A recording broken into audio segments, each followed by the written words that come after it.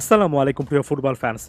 চিলির বিপক্ষে বিশ্বকাপ বাছাই পর্বের ম্যাচ রয়েছে আর্জেন্টিনার সামনের শুক্রবার বাংলাদেশ টাইম অনুযায়ী ভোর ৬টা থেকে ম্যাচটা শুরু হবে এবং ইতিমধ্যে আপনারা নিশ্চয়ই দেখেছেন যে আর্জেন্টাইন প্লেয়াররা যারা কিনা নানা দেশের নানান ক্লাবে খেলেন তারা আস্তে আস্তে ট্রেনিং গ্রাউন্ডে যোগ দিয়েছেন এবং স্কালোনি একেবারে পূর্ণাঙ্গ একটা স্কোয়াড নিয়ে ট্রেনিং শুরু করবেন।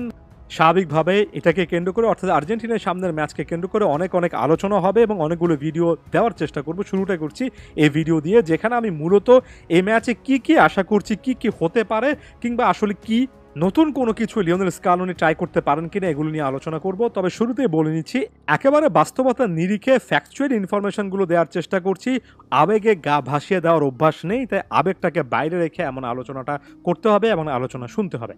দেখুন, সবচেয়ে বড় ফ্যাক্টর হচ্ছে আর্জেন্টিনা এই দলটা কিন্তু আরও একটা ট্রফি জিতে এসেছে। কোপা আমেরিকাটা তারা কিন্তু ডিফেন্ড করতে পেরেছে এবং কোপা আমেরিকার ফাইনালে কলম্বিয়াকে হারানোর পরে যে দলটা আসলে লিওনেল স্কালোনি ওই ম্যাচে মাঠে নামিয়েছিলেন এবং সেই দলের স্টার্টিং লাইনআপের 11 জন প্লেয়ার এবং বদলি হিসেবে যারা কন্ট্রিবিউট করেছিলেন তাদেরকে নিয়ে কিন্তু আর্জেন্টিনার এই দলটা আসলে সাজাতে হবে। তাদের মধ্যে লিওনেল মেসি সহ কেউ রয়েছেন আসলে ইনজুরির কারণে মাঠের বাইরে থাকতে পারেন। আনহেল ডি মারিয়া তো অবসরই ঘোষণা করে ফেলেছেন। তবে সবচেয়ে বড় পয়েন্ট সেটা হচ্ছে আপনি একটা দল যখন চ্যাম্পিয়ন হয় সেই দলের কম্বিনেশন আসলেই ভাঙতে পারেন না। সেই দলে যে ফুটবলাররা খেলেছেন, যারা বদলি হিসেবে নেমেছেন, তারা একটা চ্যাম্পিয়নশিপ ট্রফি আপনাকে এনে দিয়েছেন। তাই তাদেরকে বাদ দেওয়ার আগে অবশ্যই আপনার এই জিনিসটা অনেকবার ভাবতে হবে। আবেগের বশবর্তী হয়ে নতুন প্লেয়ারদেরকে যারা দেখতে চাচ্ছেন তাদের উদ্দেশ্যে শুরুতে এই জিনিসটা বলতে চাই, ট্রফি জয় করার পর একটা দলকে চেঞ্জ করা সত্যিকার অর্থে কঠিন এবং ট্রফি জয়ী একটা প্লেয়ারকে বসিয়ে রাখাও কিন্তু কোচের জন্য টাফ, কারণ কোচকে বোঝাতে হয় আসলে কি কারণে তাকে সুযোগ দেওয়া হচ্ছে না। তাই ওই দলটার ক্ষেত্রে যদি যাই, গোলকিপার হিসেবে দিবু মার্টিনেস থাকবেন, ডিফেন্সে ক্রিস্টিয়ান রোমেরো, লিজান্দ্রো মার্টিনেস একেবারে ফার্স্ট চয়েস সিবি ডুও। এটা নিয়ে খুব একটা বেশি আর্গুমেন্ট করার কোনো রকমের সুযোগ দেখছি না। রাইট ব্যাক পজিশনে গঞ্জালো মন্তিয়ার নাকি নাহুয়েল মলিয়েনা, ইকুয়েশনটা আগের মতো রয়েছে। লেফট ব্যাক পজিশনে মার্কোস একুনিয়া আছেন, তাগলিফিকো তো নেই। ভ্যালেন্টিন বার্কোকে স্টার্টিং লাইনআপে জায়গা পাবেন কিনা এটা কঠিন একটা প্রশ্ন থাকছে এবং ভ্যালেন্টিন বার্কোর দিকে আলাদা রকমের কিন্তু একটা নজর থাকবে। অর্থাৎ লেফট ব্যাক পজিশন সত্যিকার অর্থে এখানে একটা নতুন রকমের পরিবর্তন দেখার জন্য অনেক আর্জেন্টাইন ফ্যানরা অপেক্ষা করতে পারেন। আমরা কোপা আমেরিকা ফাইনালে যে স্কোয়াডটা বা স্টার্টিং লাইনআপ দেখেছি সেখানে স্বাভাবিকভাবে আনহেল ডি মারিয়া থাকবেন না, তবে Rodrigo De Paul, Enzo Fernandes, Alexis Mac Allister বদলি হিসেবে নেমে দুর্দান্ত পারফর্ম করা লো চেলসো, এদের মধ্য থেকে আসলে কাকে রেখে কাকে খেলানো হবে সেটাই একটা বড় রকমের চিন্তার বিষয়। তবে আমার কাছে মনে হয় D Paul, Enzo Fernandes, Mac Allister তারা স্টার্ট করতে পারেন। সেক্ষেত্রে লো চেলসো, লিয়ান্দ্রো পারাদেসের মতো ফুটবলারদের অবশ্যই বদলি হিসেবে নামার সুযোগ আছে। অ্যাগেন রেফারেন্স হিসেবে কোপা আমেরিকার ফাইনালের কথা বলে দেব, সেখানে লাউতারো মার্টিনেজের সেই গোলটার ক্ষেত্রে দুর্দান্ত একটা কিন্তু ভূমিকা রেখেছিলেন লিয়ান্দ্রো পারাদেস এবং Lo Celso.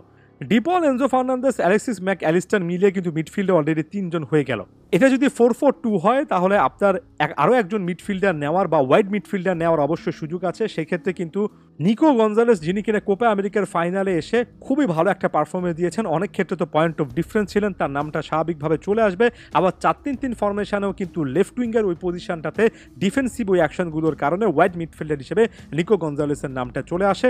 Final থার্ডে Lionel Messi নেই, আবার ওই সাইডটাতে আনহেল ডি মারিয়া নেই। ফরমেশনটা যদি 4-4-2 হয় সেক্ষেত্রে চিন্তাটা একরকম হবে, এক্সট্রা একজন মিডফিল্ডার খেলানো যায়, সেক্ষেত্রে একই একাদশে লো চেলসোকে আনানো যায়। তবে এটা যদি 4-3-3 হয় এবং আপনার যদি আনহেল ডি মারিয়ার মতো উইংয়ের একটা পজিশনের প্লেয়ার লাগে তাহলে মাতিয়াস সুলের নামটা অনেক বেশি করে আসবে। অথবা আপনি 4 জন মিডফিল্ডার রেখে ফাইনাল থার্ডে লাউতারো মার্টিনেস এবং হুলিয়ান আলভারেজকে একই সঙ্গে খেলিয়ে একটা সিস্টেম তৈরি করতে পারেন, যেটার কথা আর্জেন্টাইন মিডিয়াতে অনেক বেশি করে বলা হয়েছে। সেক্ষেত্রে কিন্তু আপনার মিডফিল্ড নির্ভর একটা সেট আপে 2 জন ফরওয়ার্ড থাকলো এবং 2 জন ফরওয়ার্ডের একটা ফ্রিডম থাকলো। অথবা মাতিয়াস সুলেকে রাইট সাইডে খেলিয়ে শুধুমাত্র একজন ফরওয়ার্ড লাউতারো মার্টিনেস কিংবা আলভারেজ, বর্তমান কনটেক্সটে লাউতারোই এগিয়ে থাকার কথা, সেভাবেও গেমটা সাজানো যায়। নানা রকমের অপশন কিন্তু স্কালোনির হাতে আছে।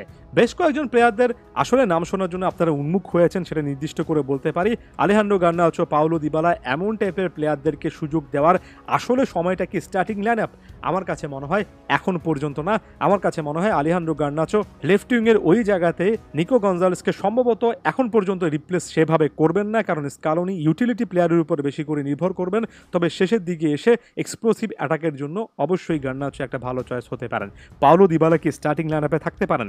জনপ্রিয় একটা মতবাদ, এবং আমি যদি এখানে রীতিমতো দাবি নিয়ে আসি যে পাওলো দিবালাকে স্টার্টিং লাইনআপে রাখতে হবে তাহলে অনেক বেশি ভিউ পাওয়া যাবে, অনেক বেশি লাইক পাওয়া যাবে, তবে আমি সেই কথা বলবো না।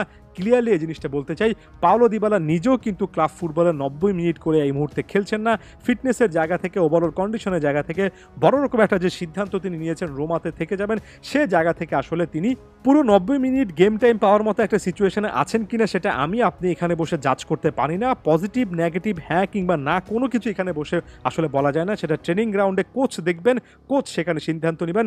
সকল কাজ আমার আর আপনার না, কিছু কিছু কাজ একেবারে নির্দিষ্ট করে কোচের সেই সিদ্ধান্তের উপর সম্মান জানাতে হবে। তবে আমার কাছে মনে হয় স্টার্টিং লাইনআপে না থাকলেও পাওলো দিবালা সেই 20 মিনিট 30 মিনিট অবশ্যই পেতে পারেন, যেটা কিনা সর্বশেষ ম্যাচগুলোতে রোমাতেও পাচ্ছেন। যেমন সর্বশেষ ম্যাচেও দেখলাম জুভেন্টাসে শেষের 29 মিনিটের মতো মাঠে ছিলেন সম্ভবত। অনেক ম্যাচে মাতিয়াস সুলের এই প্রোফাইলটাকে রিপ্লেস করেছেন। এভাবে একজন রিপ্লেসমেন্ট হিসেবে half an hour game time, 20 minute game টাইমও পাওলো দিবালার জন্য অনেক ইম্পর্টেন্ট হবে। এখানে ভালো করতে করতে তাকে ঘিরে আরও লম্বা সময় ধরে চিন্তা করা যাবে।